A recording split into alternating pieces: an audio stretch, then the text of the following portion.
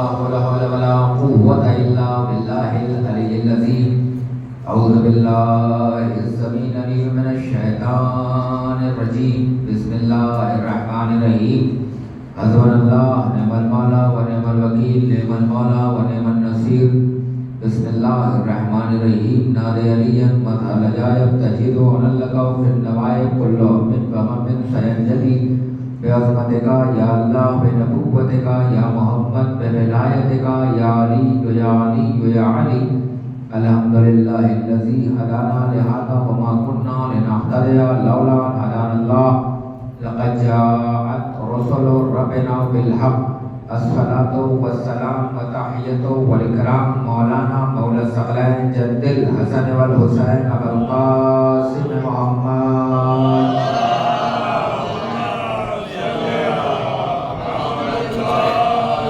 وعلى أهل بيته الطيبين الطاهرين المعصومين المظلومين المنتجبين المنتخبين من يومنا هذا إلى قيام يوم الدين أما بعد فقط بسم الله الرحمن الرحيم قال الله تعالى وتبارك في كتابه الكريم رب ارحمهما كما ربياني صغيرا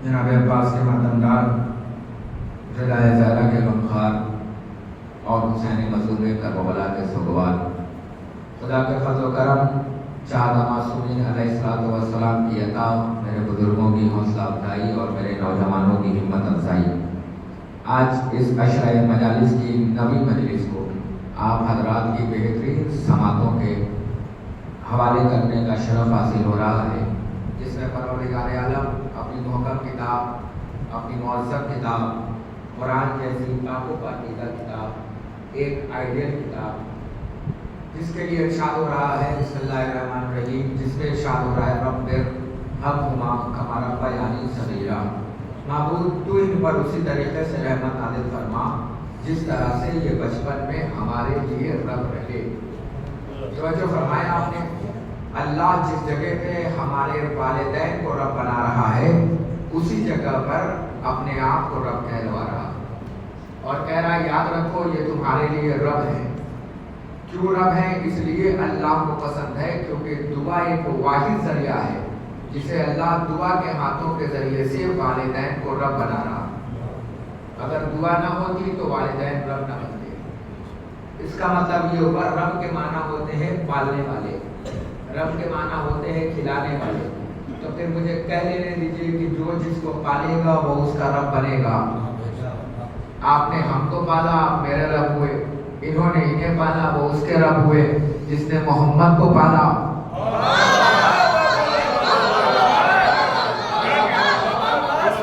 فرمائیے بہت جلدی بات آپ نے سمجھ رہی ہے جو جس کو پالے گا وہ اس کا رب بنے گا جو جس کو پالے گا ایسا وہ اس کا رب بنے گا آپ نے ہمیں پالا آپ ہمارے رب انہوں نے انہیں پالا وہ ان کے رب جس نے محمد کو پالا وہ محمد کا رب جس نے علی کو پالا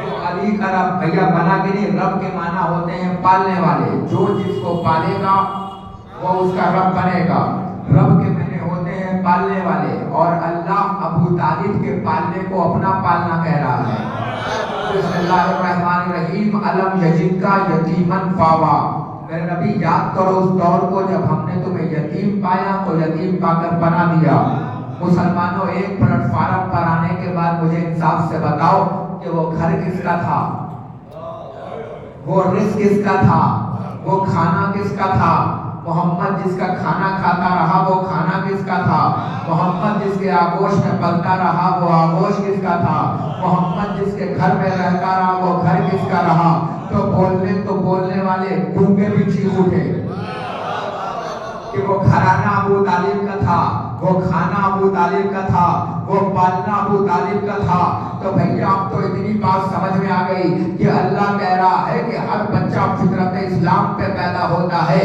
اس کے چاہنے والے اس کے ماننے والے اس کے بٹھانے والے اس کے سلانے والے اس کی پرورش کرنے والے، اس کی دیکھ بھال کرنے والے، اس کے وکیل بننے والے، اس کے کفالت کرنے والے اسے اپنے جیسا بنا لیتے ہیں، اپنے جیسا بنا لیتے ہیں، اپنے جیسا بنا لیتے ہیں۔ تو بھیا ابو طالب کے بارے میں کیا خیال؟ ابو طالب نے کائنات میں 2 بچوں کو پالا، ایک کو پالا تو نبوت کا سردار بنایا، دوسرے کو پالا تو امامت کا شہنشاہ بنایا۔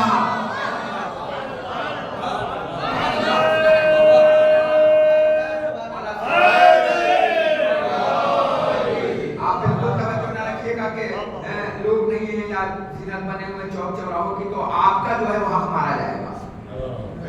حسین نے حق مانگنا نہیں سکھایا ہے، حسین نے حق دینا سکھایا ہے۔ جب حسین کی خیرات بڑھتی ہے تو بادشاہ بھی اپنے منہ کھولے رہتے ہیں، ہے نا؟ تو انداز میں فرق نہیں آئے گا، بس توجہ رکھیے گا، بات آپ تک پہنچتی چلی جائے گی۔ جس کی مقدر میں جو ہے وہ اس کو ملنے والا ہے نا؟ تو یہ حسین کی خیرات ہے۔ اگر یہ دعا نہ ہوتی تو ابو طالب رب نہ بنتے۔ اللہ نے دعا کے ہاتھوں کے ذریعے سے والدین کو رب بنایا۔ میں نے اتنے دن تک لفظ دعا پہ اس لیے موضوع بنایا کیونکہ اب آنے والے زمانے میں اگر کسی مومن یا مومنات کی چہلم کی مجلس ہو ویسا، اور ایک طرف شرمال بانٹی جائے اور ایک طرف دعا کی کتاب بانٹی جائے، تو ایسا نہ ہو کہ شرمال کو کھا لیا جائے اور دعا کی کتاب کو تاپ کی زینت بنا لی جائے، بلکہ جو حق شرمال کو دی جائے ارے وہی حق دعا کی کتاب کو دی جائے۔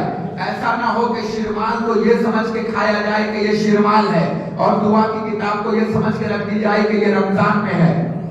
تو بچوں فرمانے اگر شرمال یہ سمجھ کے کھایا جائے، جملہ صرف کرنے جانا ہو، اگر شرمال یہ سمجھ کے کھایا جائے کہ یہ تبرک آل محمد ہے، تو دعا کی کتابوں کو یہ سمجھ کے پڑھا جائے کہ یہ قصیدہ آل محمد ہے۔ یہ پوری کی پوری دعا قصیدہ ہے، آل محمد کا قصیدہ۔ جس وقت میں امام کے اوپر آل محمد کے فضائل پڑھنا بینڈ ہو گئے، اس وقت امام نے ایک راستہ نکالا کہ ہم اپنے شیوعوں تک دعا کے ذریعے سے آل محمد کے فضائل پہنچائیں۔ ارے میں کیا کہہ رہا ہوں آپ کے سامنے؟ دعا کے ذریعے سے آل محمد کے فضائل کو پہنچایا جائے۔ کیسے دعا کو پہنچائی جائے؟ اس طریقے سے دعا کو پہنچائی جائے وہ آل محمد نے بتایا۔ اللہ کا شکریہ ادا کرو کہ ساری دعائیں آپ کے پاس، جیسے قرآن کے مقابلے میں کوئی قرآن نہ لا پایا، کتاب کے مقابلے میں کوئی کتاب نہ لا پایا۔ نہیں جملہ پڑھ رہا ہوں، ہمارے امام کی عطا کردہ دعاؤں کے مقابلے میں کوئی دعا نہ لا جا سکی، جیسے ہمارے وظائف کے مقابلے میں کوئی وظائف نہ لا جا سکے، جیسے ہمارے تحفۃ العوام کے مقابلے میں کوئی تحفہ نہ لا جا سکا، اسی طریقے سے جس طریقے سے علی کے خلیفہ ہونے میں ڈپلیکیٹ خلیفہ نہ لایا جا سکا، اسی طریقے سے امام کی عطا کردہ دعاؤں کے مقابلے میں کوئی دعائیں نہ لا جا سکی۔ امام نے فرمایا لو یہ دعا لو، سوا صد ہے، یہ دعا لو، ہم تمہیں ایک سے ایک دعائیں تمہیں دیتے ہیں، ایسی ایسی دعائیں امام نے تعلیم کی ہے خدا کی قسم کہ اگر انسان پڑھ لے تو آنکھیں کھل جائیں۔ میں آج کی رات ایک ایسا تبرک بانٹنے جا رہا ہوں جو شاید مولا نے خاص لوگوں کے لیے رکھا ہے، اور وہ خاص لوگ جمع ہیں، ابھی آل محمد کا تبرک بانٹنے جا رہا ہے۔ توجہ رکھیے گا، دعوت پھیلائیے گا۔ دیکھیے دعاؤں کا فضائل کہاں تک پہنچا، دعاؤں کا فضائل یہاں تک پہنچا کہ اگر اللہ آپ کو نجف جانے کی توفیق دے، اور جب نجف جائیے گا تو نجف کی بھی دعا ہے، جب کربلا جائیے گا تو کربلا جانے کی دعا ہے۔ حد یہ ہے کہ جب سفر میں نکلو تو یہ دعا پڑھنا، جب نجف کی زمین پہ پہنچنا تو یہ دعا پڑھنا، ہے نا؟ جب جالیوں کے پاس پہنچنا تو یہ دعا پڑھنا، جب صحن میں پہنچنا تو یہ دعا پڑھنا، اور جب سارے دعا کو پڑھتے ہوئے آپ اس میں دخول پڑھو گے۔ کوئی ایسا ہے جو نجف دیا ہوا؟ کوئی ایسا ہے؟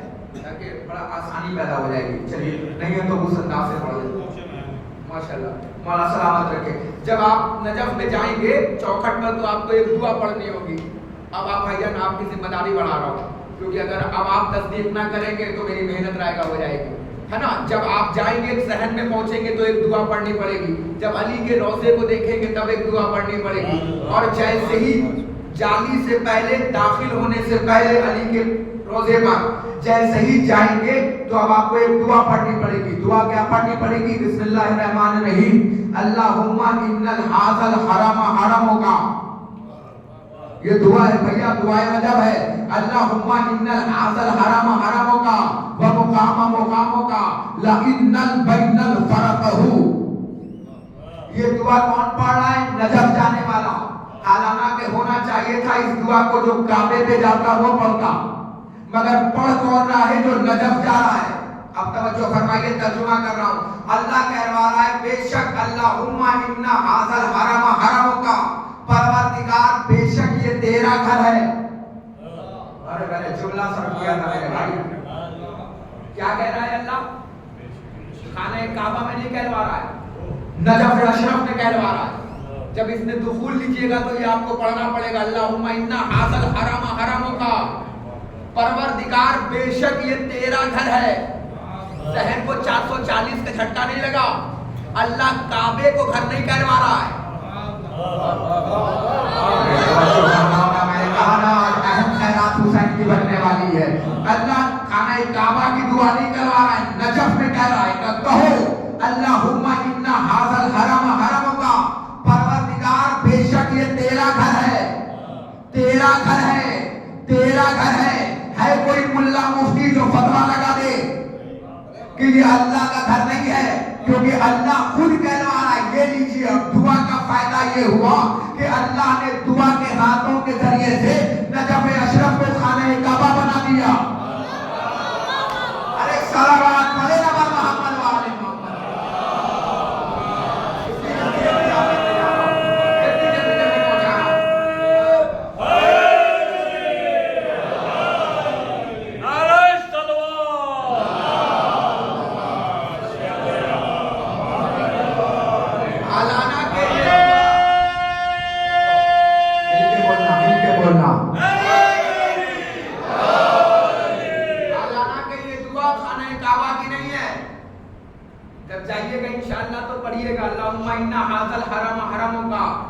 پروردگار یہ تیرا گھر ہے، یہ تیرا گھر ہے. ذہن کو 440 کا جھٹکا نہیں لگا. خانہ کعبہ پہ نہیں کہلوا رہا ہے، نجف میں کہلوا رہا ہے. پروردگار یہ تیرا گھر ہے. ہم نے کہا پروردگار ہم تو سنتے آئے تھے کعبہ تیرا گھر ہے، مگر یہ کیا کہلوا رہا ہے؟ نجف تیرا گھر ہے. کہا ہاں نجف میرا گھر ہے. کہا کیسے گھر ہے؟ ایک صلوات پڑھے گا محمد.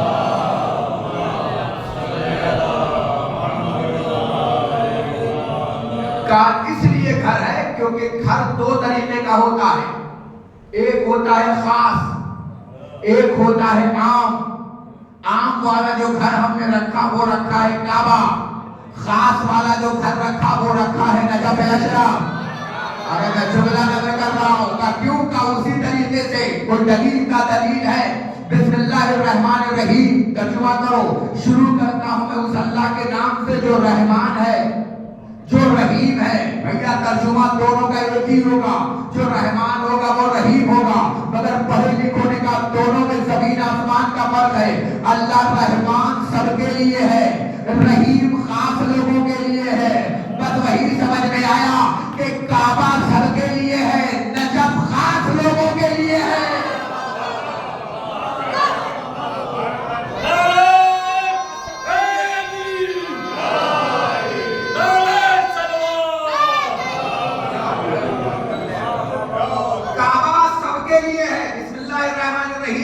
جیسے اللہ رحمان بھی ہے اور رحیم بھی ہے.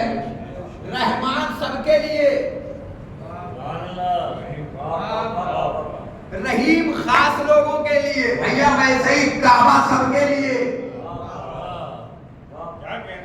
نجف اشرف خاص لوگوں کے لیے.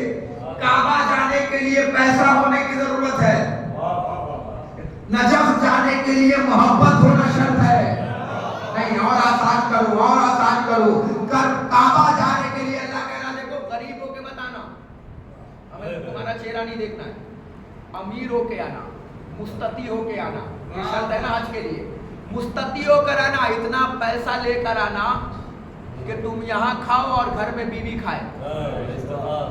ہاں مستطیع ہو کر آنا، صاحب صلاحیت ہو کے آنا. ایسا نہیں کہ تم یہاں تو سجدے میں پڑے ہو اللہ اکبر اور وہاں بیوی گھر گھر جا کے کہے اللہ اکبر. ایسا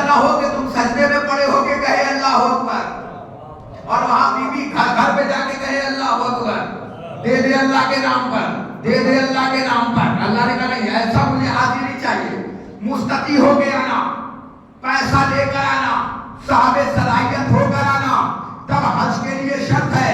مگر جب کربلا گھومے، اللہ جانے کیا کہہ رہا ہوں، جب کربلا کی طرف گھومے تو حسین نے کہا دیکھو پیسہ لے کے بتانا، نیت لے کر آنا، اور اگر پیسہ نہ ہو تو قرض لے کر آنا.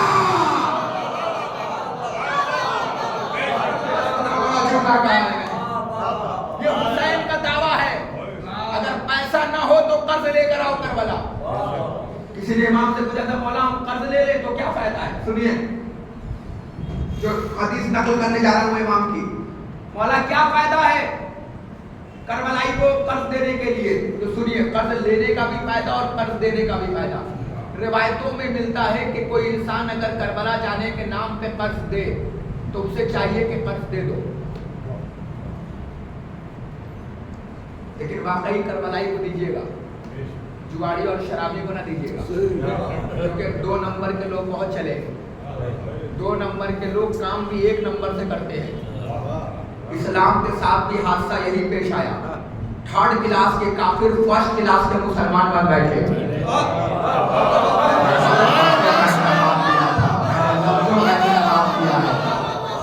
جب 3rd کلاس کافر 1st کلاس مسلمان بن بیٹھے، جنرل میں چلنے والے 1st AC کا چہرہ دیکھنے لگے، تو جو دیکھتا تھا 3rd کلاس کے کافر کو 1st کلاس کا مسلمان کو سمجھتا تھا محمد کا جانشین. مگر منحوس جب تک چپ رہتا تھا تب تک جانشین دکھتا تھا، اور ادھر بولا اور شک بڑھا کہ محمد کا جانشین کوئی اور ہے نا. تو حسین نے کیا کہا؟ قرض دو. کس کو قرض دو؟ جو قرض دار ہے کربلا جانے کے لیے. کسی نے امام سے پوچھا تھا مولا فائدہ کیا ہے؟ خدا کی قسم قرض دینے کا جی چاہے گا. فائدہ کیا ہے؟ تو امام نے فرمایا کہ جب تک کوئی انسان کسی کو کربلا جانے کے لیے قرض دیتا ہے تو اللہ اس قرض کے بجائے ہر روپے کے بجائے 70 ملائکہ خلق کرتا ہے. یہ قرض دینے والوں کے فضائل پڑھ رہا ہوں. کس کے نام پہ؟ کربلا. بعد میں جا کے نہ بولیے کہ قرض دو مولانا نے بولا ہے. کربلا، ہاں کربلا کے لیے ہے نا. 70 فرشتوں کو خلق کرتا ہے، ہر آپ کے دینار پر، ہر روپے پر، ہر ڈالر پر، ہر اوروں پر، ہے نا. اور کیا کرتے ہیں وہ فرشتے پتہ ہے؟ اس میں سے 35 فرشتے آپ کے جو ہیں وہ ثواب لکھواتے ہیں، آپ کے لیے استغفار کرتے ہیں، اور 35 فرشتے آپ کی طرف سے علی محمد میں صلوات پڑھتے ہیں.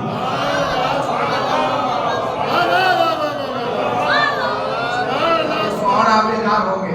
یہ کب تک کرتے ہیں؟ جب تک وہ پیسہ نہ لوٹا دے.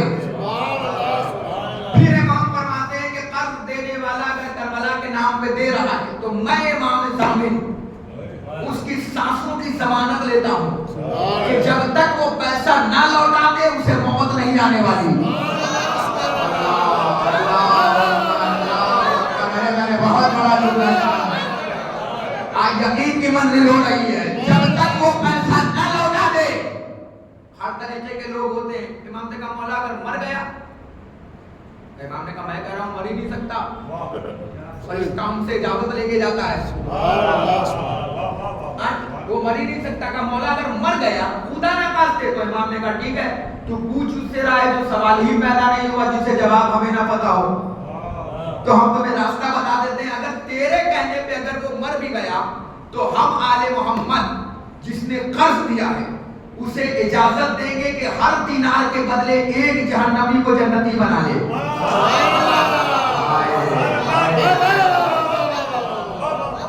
ہر دینار کے بدلے ایک جہنمی کو جنتی بنا لے. اب اس میں بس میں تھا ہی نہیں کہ وہ کچھ بولتا. امام نے کہا اگر ایک تو مر نہیں سکتا قرض دینے والا جب تک وہ واپس نہ دے دے. اور پھر امام نے تمہیں تسلی دی تم میرے نام پہ دے دینا اسے. کوئی کربلا جائے تو اس کے نام پہ قرض دے دینا. پھر امام نے ایک تسلی دی دیکھو گھبرانا نہیں، تم نے اس کو پیسہ نہیں دیا، تم نے ہمیں پیسہ دیا. کتنا بڑا جملہ ہے. میرے تو روٹے کھڑے ہو رہے ہیں یہ جملہ پڑھنے پر جو حدیث پڑھ رہا ہوں. بھائی توجہ فرمائیے گا. آپ اتنے پتلے دبلے کہ آپ میں اور دیوار ترتیب پتہ نہیں چلتا ہے. تھوڑا سا آگے آ جائیے. یہ سلوات پڑھے پر محمد والے محمد.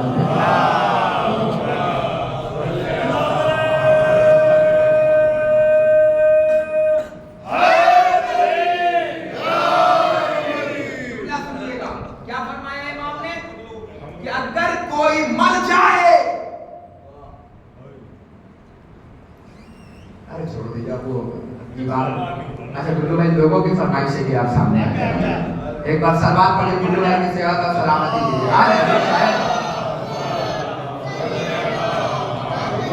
بھائی کی عزت رکھ لیجیے, بھائی کی عزت رکھ لیجیے. لیکن کبھی کبھی دانے اس لیے لگتے ہیں کیونکہ بھاؤ لگنے لگتے ہیں. ایک اور سلوات پڑھیں پر محمد والے.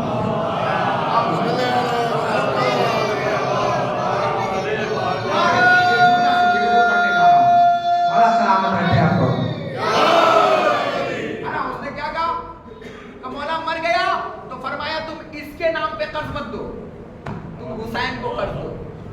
اللہ اکبر. کس کو قرض؟ رات بھر مشق کرو گے, رات بھر سجدے میں رہو گے. کس کو قرض؟ مجھے قرض دے رہے ہو. ارے حسین کو قرض.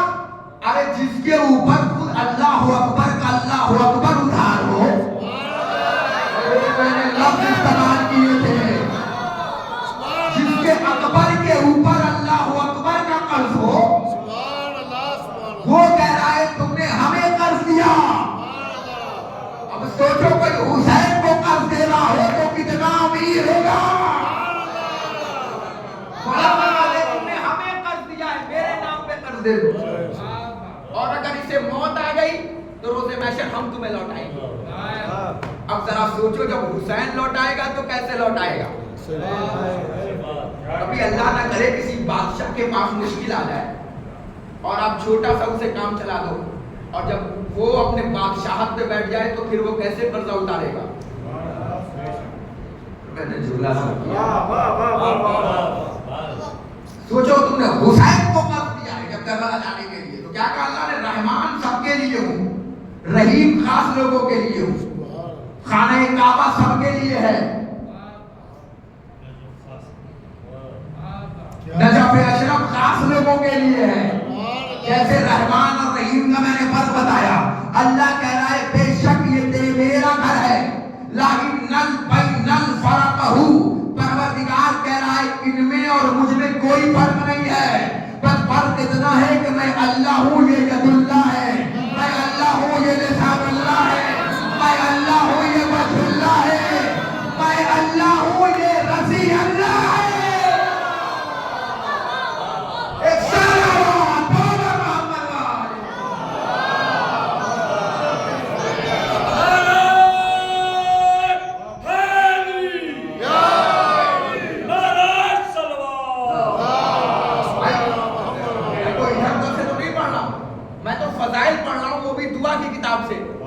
آپ کو پڑھنا پڑے گا جیسے ہی نجف پہنچیں گے, اور آپ کہہ دیں کہ ہم تو پڑھیں گے ہی نہیں, ہم تو ایسے ہی کود جائیں گے. اے بھیا شریف آدمی کسی کے گھر میں بغیر اجازت لے کے نہیں جاتا, ورنہ چور مانے جاؤ گے جتنے بڑے ہو جاؤ. اجازت لینی پڑے گی. اس نے دخول اللہم ان ھذا الحرام حرام ہوگا, جا کے دیکھ لیجئے گا دعائیں اس نے دخول, گوگل کر لیجئے گا, گوگل دنیا ہر چیز مٹھی میں آ گئی ہے. بھیا بے شک یہ تیرا گھر ہے پروردگار, یہ حرم تیرا ہے, یہ گھر تیرا ہے. کہ یہ گھر کیسا ہے؟ کہ دونوں گھر ہیں, حرم ہے. کعبہ آپ کہیں گے بھیا یہ کون سی بات ہو گئی؟ کعبہ بھی علی کا گھر, نجف بھی علی کا گھر. ہم نے کہا بالکل گھر ہے, دونوں وجہ ہے. کعبہ اس لیے گھر ہے کیونکہ علی کی جائے ولادت ہے. کعبہ علی کے پیدا ہونے کی وجہ سے حرم بنا. نجف اشرف علی کے سونے کی وجہ سے نجف اشرف بنا, نہیں بنا سونے کی وجہ سے. اور آپ جا کر دیکھیے کہ جب بھی کوئی زائر جاتا ہے تو پوچھتے ہو کہاں جا رہے ہو؟ علی کے روضے پر. حالانہ کہ وہاں علی کا ہی صرف روزہ نہیں ہے, وہاں ایک طرف آدم ہے ایک طرف نوح ہے. آپ غور ہی نہیں کر رہے ہیں. ایک طرف آدم ہے اور ایک طرف نوح ہے. نوح نہیں ہے, دائیں آدم ہے بائیں آدم ثانی ہے. مگر جانے والا کوئی نہیں کہتا کہ آدم کی قبر پہ جا رہا ہوں, جانے والا کوئی نہیں کہتا کہ نوح کی قبر پہ جا رہا ہوں, مگر جو جاتا ہے وہ کہتا ہے کہ علی کی قبر پہ جا رہا ہوں. کیوں؟ اس لیے کہ اللہ نے دعا کے ہاتھوں کے ذریعے سے نجف اشرف کو کعبہ بنا دیا اور کہا بے شک یہ میرا گھر ہے. اللہ کہہ رہا ہے میرا گھر ہے. اور تاریخ بتاتی ہے کہ ایسا گھر بنوایا نجف اشرف کو کہ جب میرے مولا کی قبر کا پتہ لگایا گیا تو کچھ خاص لوگوں کو پتا تھا کہ یہ علی کی قبر ہے. سب کو نہیں پتا تھا دشمنی میں. خاص لوگوں کو بتایا گیا تھا کہ یہ علی کی قبر ہے. اس میں ایک اسے بھی پتا تھا جو نادر شاہ درانی کا چیف سیکریٹری تھا, جو وزیر تھا, اسے بھی پتا تھا کہ یہ علی کی قبر ہے. وہ نادر شاہ درانی کا وہ روزانہ آتا تھا علی کی قبر پہ زیارت کرتا تھا, چلے جاتا تھا. اس وقت کچھ ادھر کے ادھر کرنے والے اس وقت بھی تھے. اور انہوں نے جا کے نادر شاہ درانی سے کہا کہ یہ تیرا کیسا وزیر ہے جو کسی پیر کے روزے پہ جاتا ہے, مزار پہ جاتا ہے. نادر شاہ درانی نے بلایا, تو کسی پیر کے مزار پہ جاتا ہے؟ کہا نہیں سرکار جھوٹ بولا گیا ہے, میں پیر کے مزار پہ نہیں جاتا. کہا پھر کس پہ جاتا ہے؟ کہا پیر جس پہ سجدہ کرے.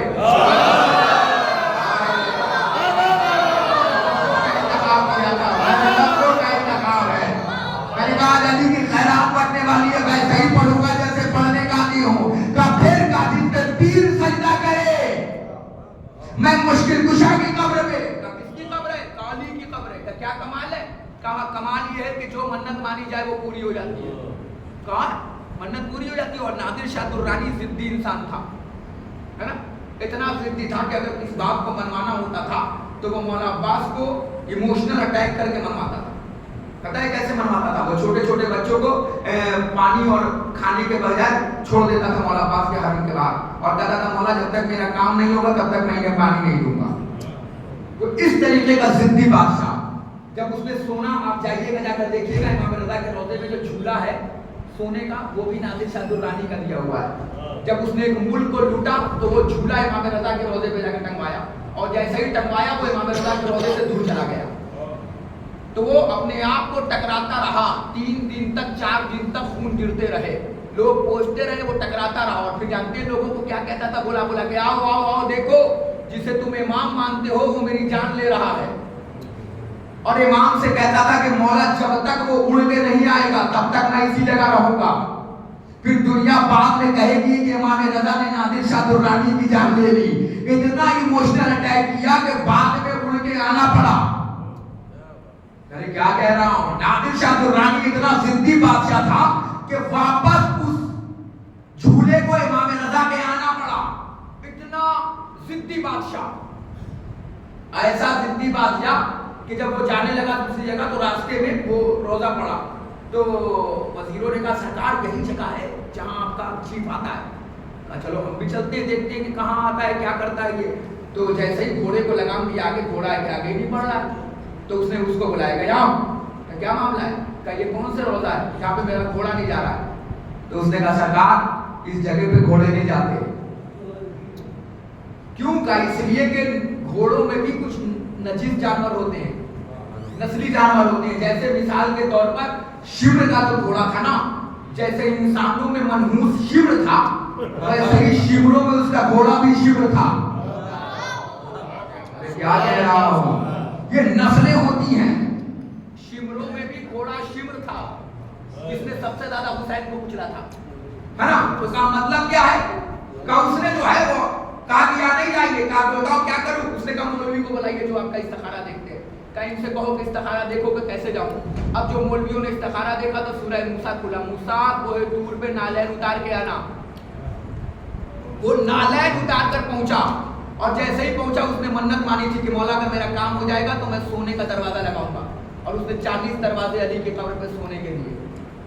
آپ دیکھیں جیسے ہی وہ علی کے حرم میں پہنچا اس کا تاج اڑا اور علی کے روضے پہ چلا گیا. آج بھی وہ تاج مولا کے روضے پہ رکھا ہوا ہے نادر شاہ درانی کا, اتنا مضبوط تاج. جیسے ہی وہ پہنچا اور باہر نکلا تو دیکھا کہ کچھ لوگ مانگ رہے ہیں, آنکھ مانگ رہے ہیں, کچھ ہاتھ مانگ رہے ہیں, کچھ پاؤں مانگ رہے ہیں, کچھ مزدور مانگ رہے ہیں. نادر شاہ درانی نے کہا یہ کون لوگ ہیں جن کا علی تمنا پورا نہیں کر رہا ہے, جن کے لکھا مولا یہ آنکھ مانگ رہے ہیں.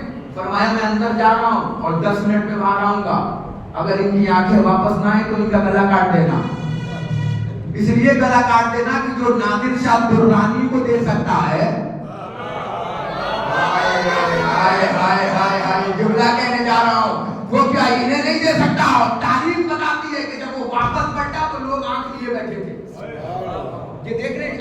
देखने उसका किस तरीके का अकीदा था। और जब वापस आया तो उसने वो अपने नौकर से कहा कि मुझे अली के रोजे पे कुत्ता बन के जाना है। अब वहीं से मुझे समझ में आ गया कि जब अली के दुश्मन के खिलाफ आओगे तो नबी कहते हैं मन ले हाज़िर कल, कौन है जो इस कुत्ते के मुकाबले में चला जाए। और जब दिल में अली की मोहब्बत आती है तो बादशाह खुद कुत्ता बन के अली के रोजे पे जाता है। आखिरी जुमला मेरी उम्मीद से बड़ा मजमा है, तब ये जुमला पढ़ने जा रहा हूँ जो आपके सामने पढ़ने जा रहा हूँ। क्या जुमला क्या है सुनिएगा। जब अली के रोजे को बनाया गया तो बहुत कम लोगों को बताया गया कि ये अली की कब्र है। एक दिन हारून रशीद, किताब का नाम 14 सितारे, हवाला आपके सामने है, कुत्तों को लेकर चला है ना सैर करने के लिए। कुत्तों को बीच में हिरन दिखा, हिरन ने कुत्ते को देखा, कुत्ता हिरन पे दौड़ा, हिरन तेजी से भागा, कुत्ता उसके पीछे भागा। जब हिरन को महसूस हुआ कि मेरे पीछे कुत्ता आ रहा है, तो कहीं ले जा रहा हूँ, जरूरी नहीं है कि हर चीज भूल के पढ़ा जाए। जब हिरन को महसूस हुआ कि मेरे पीछे कुत्ता आ रहा है तो हिरन और तेज हुआ, कुत्ता और तेज, हिरन और तेज, कुत्ता और तेज। हिरन एक टीले पे जाके आराम से बैठ गया, मगर कुत्ता टीले पे नहीं जा रहा था, खाली घूम रहा था। हारून मार रहा था मगर टीले पे नहीं जा रहा था, हारून हका रहा था मगर टीले पे नहीं जा रहा था। जब हकाते हकाते बैठ गया तो उसने अपने बुजुर्ग से पूछा, ये बताओ कि यहाँ कुत्ते क्यों नहीं जा रहे हैं। अब चाहे जैसे सुनिएगा। तो बुजुर्ग ने कहा ये अली की कब्र है और अली की कब्र पे कुत्ते नहीं जाते।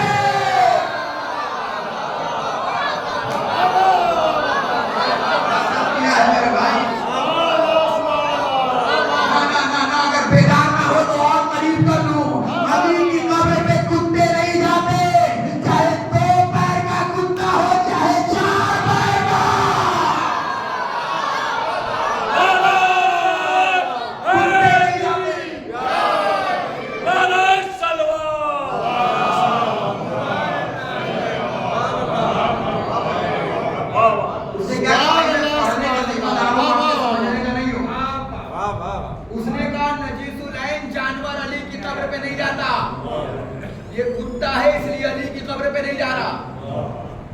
अब चाहे जिस दौर के कुत्ते हों अली की कब्र पे नहीं जाएंगे। कह रहा हूं भैया, क्यों? इसलिए कि नजीस अली की कब्र पे नहीं जा सकता, क्योंकि अली है पाकीज़ों का हरम। यहाँ जाने के लिए खास लोगों की इजाजत मिलती है। अगर नजफ जा रहे हो तो खास लोगों में हो, है ना, खास लोगों में हो। आप मौला के जाओ नजफ अशरफ और ये दुआ पढ़ कर आओ, अल्लाहुम्मा इन्ना हाज़ल हरम हरमुका व मकामुका मकामुका ला इन्नल बैनल फरक़ु। परवरदिगार बेशक ये तेरा घर है। परवरदिगार बेशक हम तो बचपन से सुनते आए थे नजफ जाने से पहले भाई साहब कि नजफ अल्लाह का घर काबा है, मगर अल्लाह ये लीजिए इसने दुखूल में कह रहा है बेशक ये मेरा घर है। अली के घर को अल्लाह अपना घर कह रहा है। अब बताइए मैं इसको दुआ कहूँ या फज़ाइल अली कहूँ? मैंने कहा ना जिस दौर में फज़ाइल बंद कर दिए गए थे उस वक्त में आले मोहम्मद ने फज़ाइल का गिलाफ चढ़ाया है और दुआएं बताई हैं कि ऐसी ऐसी दुआएं हम तुम्हें तालीम कर रहे हैं, हम ऐसी ऐसी दुआएं दे रहे हैं। किसी ने इमाम से पूछा मौला, आखिरी जुमला मजलिस तमाम, मौला जब दुआ कबूल ना हो तो क्या करूं? तो इमाम ने फरमाया घबराओ नहीं, रुको हम तुम्हें बता देते हैं, बाहर मुल्ला मौलवी के पास जाने की जरूरत नहीं, हम तुम्हें बताते हैं। करना ये है कि घर में बड़े और बुजुर्ग बैठ जाएं और उनमें बच्चों को बैठा ले, बच्चों को आगे बैठाएं, बुजुर्ग पीछे बैठे। फरमाया इमाम सज्जाद ने, फिर किसी ने कहा मौला फिर? तो फरमाया कि जो बुजुर्गों के दिल की ख्वाहिश है वो अपने से दुआ कहें और बच्चे से आमीन कहलवाएं। अच्छा जाविये में मस्जिद जा रही है तो किसी ने कहा मौला क्यों करवाए? तो इमाम ने फरमाया हो सकता हो कि अल्लाह उसकी दुआ इसलिए सुन ले क्योंकि उसके गुनाह नहीं किए हैं, और हो सकता हो तुम्हारी दुआ इसलिए सुन ले क्योंकि तुमने सवाब ज्यादा कमाए हैं। क्या इमाम दुआ तालीम फरमाने? इमाम ने ऐसी ऐसी दुआएं हम तक दी हैं। सही पे सज्जादिया उठाकर पढ़िए, सही पे कामला जैसी किताब उठाकर पढ़िए, पूरी दुआ नहीं है भाई, फज़ाइल आले मोहम्मद से भरा हुआ है पूरा। अब जाकर देखिए دعاؤں کا مقصد صرف پیٹ پوجا کرا لینے کا نام نہیں ہے. دعاؤں کا مقصد صرف گھر کے سامنے فارچونر لگوا لینے کا نام نہیں ہے. دعاؤں کا مقصد صرف اور صرف رائل افینڈ لے لینے کا نام نہیں ہے. دعاؤں کا مقصد یہ ہوتا ہے کہ آل محمد تک پہنچا جائے. دعاؤں کا مطلب یہ ہوتا ہے کہ اللہ تک پہنچا جائے. اگر اللہ تک پہنچا جائے, اگر دعا نہیں مانگ پا رہے ہو تو اللہ علامت غرور سمجھتا ہے کہ اس بندے نے مجھے نماز کے لائق تو سمجھا مگر دعا کے لائق نہیں سمجھا. غرور سمجھتا ہے کہ دعا نہ کی گئی تو کچھ نہ مانی جائے گی, اور اگر دعائیں عظمت نہ مانتی تو آپ کربلا میں اٹھا کر دیکھیے حسین لہلا سے کہلواتے نظر آئے. حسین زینب سے کہتے چلے آ رہے, زینب مجھے نماز شب میں فراموش نہ کرنا. مجلس تمام ہو گئے. اللہ جوانوں دعا پڑھنے کی عادت ڈالو. جوانوں دعائیں مانگنے کی عادت ڈالو. اکیلے میں گڑ گڑا کے دعائیں مانگو. اور اگر خاص طور پر اگر کوئی یتیم دیکھو نا تو یتیم سے زیادہ دعا منگواؤ, اس لیے کہ اللہ یتیم کے زیادہ قریب ہے. اس سے دعا منگواؤ. پتہ ہے کیوں نہیں پہنچے آپ؟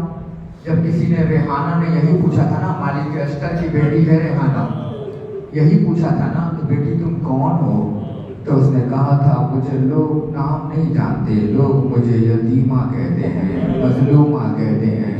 تو مالک اشتر کی بیٹی ریحانہ نے کہا تھا بیٹی پھر میرے لیے ایک دعا کرو نا کہ میں نے بہت دن سے حسین کو نہیں دیکھا ہے, میں حسین زیارت کو جانا چاہتی ہوں. اللہ تعالیٰ نے امام یتیموں کی دعائیں قبول ہوتی ہیں.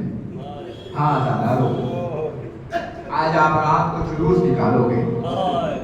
میں جوانوں سے ہاتھ جوڑ کے کہنا چاہتا ہوں, جوانوں پوری رات شب بیداری کرنا مگر صبح نماز فجر کو فراموش مت کرنا. یہ میری ذمہ داری ہے جو میں بیان کر کے جا رہا ہوں. میں سارے خطیبوں کا ذمہ دار نہیں, میں اپنا ذمہ دار ہوں جو حق ادا کر کے جا رہا ہوں. کہیں ایسا نہ ہو کہ رات بھر تمہیں فاطمہ دیکھتی رہے کہ تم نے میرے حسین کا ماتم کیا, مگر فاطمہ یہ دیکھ کے ناراض نہ ہو جائیں کہ تم نے میرے خدا کی عبادت نہیں کی. ایسا نہ ہو کہ رات بھر ماتم کرنا اور جیسے ہی مسجد سے اذان کی آواز آئے بستر پہ جا کے سو جانا, بلکہ 2 رکعت نماز اور شکرانے کی پڑھ لینا کہ اللہ نے تمہیں حسین کے غم کرنے کا موقع دیا. پتہ نہیں اگلے سال زندہ رہو گے کہ نہیں رہو گے, پتہ نہیں اگلے سال ہم میں سے کون مر گیا کون زندہ رہا. جیے تو اگلے برس ہم ہیں اور غم پھر ہے, جو چل بسے تو یہ اپنا سلام آخر ہے. ہاں دادا مجھے 2 جملہ پڑھنا ہے, بہت آسانی سے پڑھوں گا اور مجلس تمام ہو جائے گی. دادا یہ 40 کے دن چل رہے ہیں, پتہ ہے چہلم کے دن چل رہے ہیں. کس کا چہلم؟ جس کا چہلم کربلا میں نہ ہو پایا, جس کا چہلم اپنی بہن اپنے بھائی کا نہ کر پائی, جس کا چہلم بیٹا سجاد اپنی ماں, جملہ سننا, اپنی ماں کے ساتھ تو رہا مگر اپنے بابا کا چہلم نہ کر پایا. سجاد تمہیں بڑی تمنا تھی نا کہ تمہارے بابا کا چہلم منایا جائے. زینب تمہیں بڑی تمنا تھی نا تیرے حسین کا چہلم منایا جائے. آؤ دیکھو ہمارے شہروں میں ہم کس طریقے سے تیرے جائے کا چہلم منا رہے ہیں. ہاں دادارا نے امام مجھے 2 جملہ پڑھنا ہے حسین کے لیے اور مجلس تمام ہو جائے گی. دادارو 2 جملہ سن لو اور مجلس تمام کر لو. میں نے اکثریت جملے میں آج میں نے 2 سے 3 جگہ مجلسیں پڑھی, مگر میں نے ان میں جملہ کہا دادارو جب ذوالجنا نکلا تو میں نے ایک جملہ کہا, جانتے ہو ہم ذوالجنا کی پوجا نہیں کرتے, ہم ذوالجنا کو عقیدت سے مانتے ہیں. کیوں مانتے ہیں پتہ ہو؟ جس وقت 9 لاکھ انسان جانور بن گئے تھے نا, اس وقت اکیلا جانور انسان بن گیا تھا.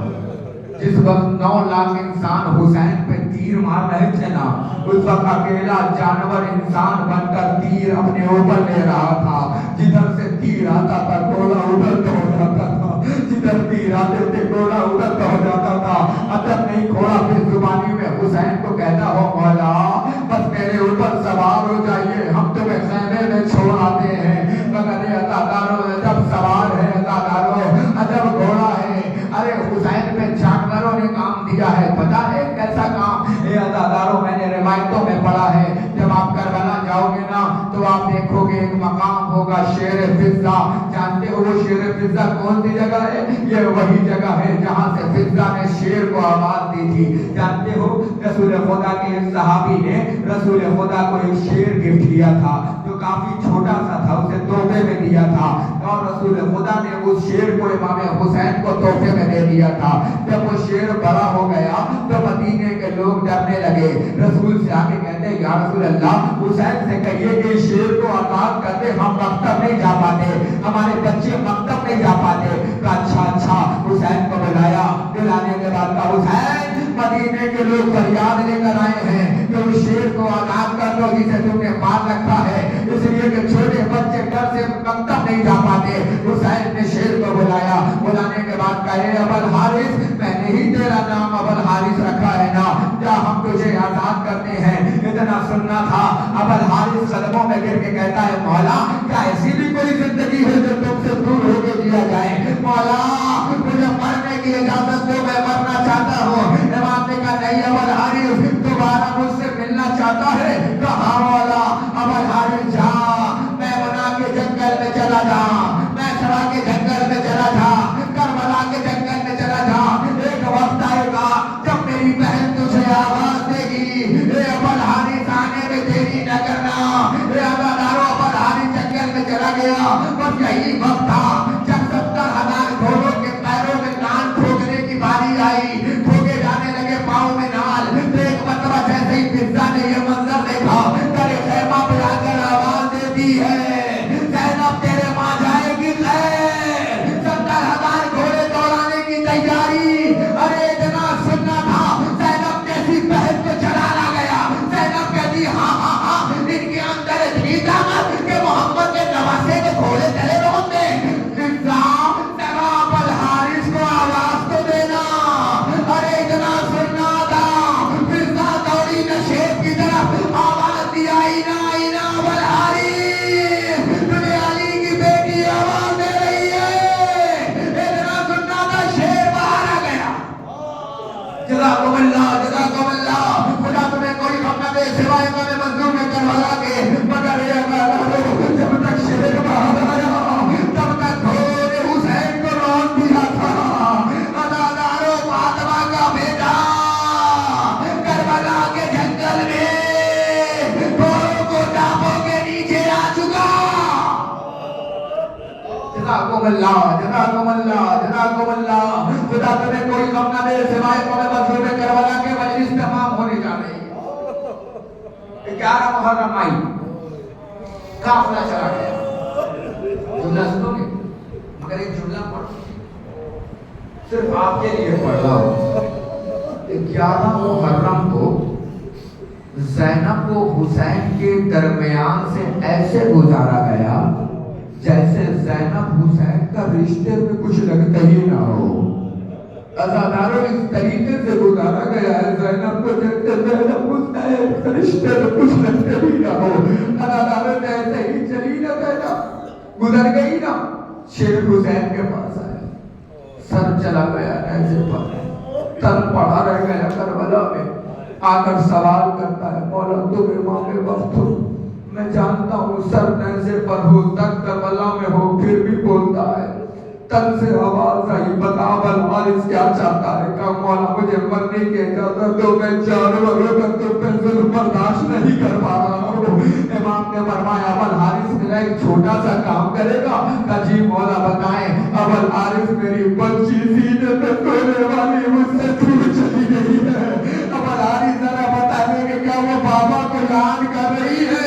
اے ادادارے جیسے ہی ابو الحارث پیچھے پیچھے چلا, شبر سکینہ کو تماچا مارتا ہوا لے کے چلا. ارے یہ منظر دیکھنے کے بعد ابو الحارث قدموں پہ آگے گر کے کہتا ہے مولا مجھے اتنا بتاؤ کہ شبر کو سکینہ سے کیا دشمنی ہے؟ کٹے ہوئے بدن سے آواز آئی حارث کیا ہوا؟ فرمایا مولا شبر سکینہ کو تماچے مارا ہے. اتنا سننا تھا کربلا کے جنگل میں ارے حسین کا بدن تڑپنے لگا. کٹے ہوئے دل سے آواز آئی سکینہ مجھے معاف کرنا, آج سے تجھے پاپا کا سینہ نہ ملے گا. آج مقامات کو معاف کرنا سیعلم الذین ظلموا انا للہ و انا الیہ راجعون.